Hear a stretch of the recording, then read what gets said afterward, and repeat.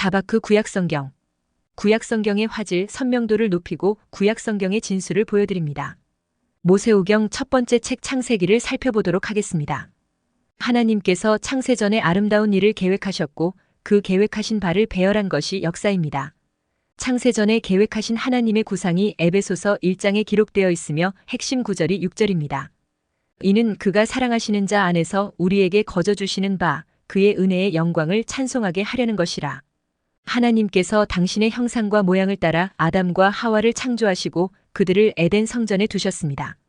그리고 그들에게 하나님께 예배하는 나라의 건설을 위해 생육하고 번성하고 땅을 정복하고 땅에 충만할 것을 문화명령으로 주셨습니다. 이처럼 하나님께서 꿈꾸셨던 나라는 여호와 하나님의 통치가 에덴으로부터 피족의 전체로 확장하여 하나님의 임재 가운데 세상 모든 민족이 하나님을 예배하는 종말론적 예배 공동체였습니다. 그 출발이 에덴 동산이고 마지막이 전 피조계가 성전이 되는 계시록 21장 22장 새 하늘과 새 땅 성전의 모습입니다. 창세 전부터 하나님께서 의도하신 나라는 세상에 편만한 하나님의 백성들이 하나님을 예배하는 공동체를 세우는 것입니다. 하나님께서 창조하신 세상은 하나님이 보시기에 심히 좋은 세상이었습니다. 보시기에 심히 좋았더라는 하나님의 선언은 창조주 하나님의 의도대로 모든 것이 이루어졌고 작동하고 있음을 뜻하는 것입니다.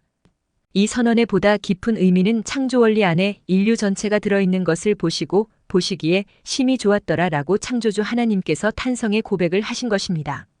창조는 하나님 나라의 밑그림으로 완전체인 요한계시록 21장과 22장 새 하늘과 새 땅을 향하여 나아갑니다. 따라서 하나님께서 창조하신 에덴은 완전체인 새 하늘과 새 땅을 향하여 나아가며 경작하고 다스림이 요구되는 상태로 인과율의 법칙이 작동하는 곳이기도 합니다. 하나님께서 당신의 형상을 따라 창조하신 사람에게 주신 최고의 선물은 자유였습니다. 그러나 그 자유는 처음부터 풀린 자유가 아닌 메인 자유로 주셨습니다. 하나님께서 아담과 하와에게 주신 자유가 메인 자유인 것은 창조주 하나님과 피조물 사이의 권위와 질서 때문입니다. 선악과는 아담과 하와의 생명을 지켜주는 일종의 안전장치와 같습니다. 그러나 사탄은 선악과를 따먹는 순간 하나님처럼 될 것이라고 말하면서 창조주 하나님의 권위와 질서에 도전할 것을 유혹했습니다. 선과 악에 대한 결정권이 하나님께 있음에도 불구하고 아담은 자신의 근본이 되시는 하나님을 부정하고 선과 악에 대한 결정권을 탈취한 것입니다. 하나님이 주신 자유는 창조주 하나님과 피조물인 인간 사이의 질서와 안전을 위해 처음부터 제한된 자유로 주어졌습니다. 마치 운전면허증을 발급받으면 전국 어디든 갈 수 있는 자유가 주어지지만 생명을 지켜주는 교통법규를 지키는 것을 전제로 주는 것과 같습니다. 아담과 하와는 선악과를 따먹음으로 하나님이 내신 권위와 질서에 도전했고 하나님을 떠나 스스로 인생의 주인이 되어 자율적, 독단적 인생을 고집하는 사망의 길로 들어서고 말았습니다. 아담과 하와는 창조주 하나님과 피조물 사이의 위치와 질서를 무시하고 자기 자리를 이탈한 결과 에덴 동산에서 추방되었고 전 피조계를 예배 공동체가 되게 하시려는 하나님 나라의 계획은 좌초되고 말았습니다. 그 결과 아담의 후손들 또한 하나님의 형상을 상실하고 죄와 사망의 저주 아래 굴복되고 말았습니다. 하나님께서는 좌초된 하나님 나라의 재창조를 위해 여자의 후손을 약속해 주셨습니다.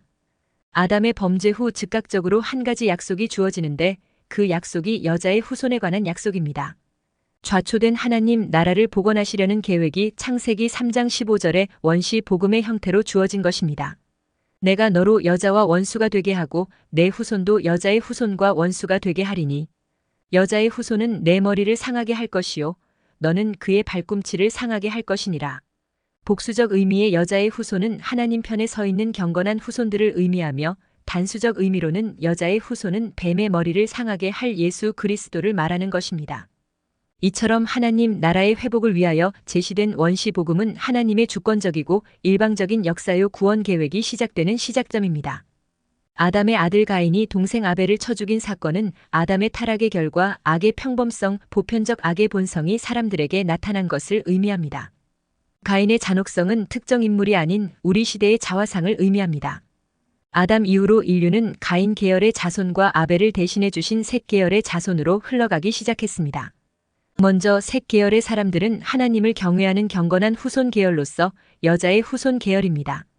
또한 셋 계열은 여자의 후손을 보내는 라인으로 셋으로 시작해서 노아까지 이르게 되며 노아의 세 아들 셈과 함과 야벳 중 셈의 가계가 선택됩니다. 여자의 후손 중 셈의 가계는 선민의 가계, 언약의 가계, 약속된 예수 그리스도가 오시는 가계가 됩니다. 반면 가인 계열 사람들의 구심점은 정의가 아닌 힘의 논리였고 그들이 건설하고 싶었던 나라는 오직 힘의 논리만 작동하는 제국이었습니다. 그들은 약자들의 피를 빨아먹는 양육강식의 방식으로 뻗어갔습니다.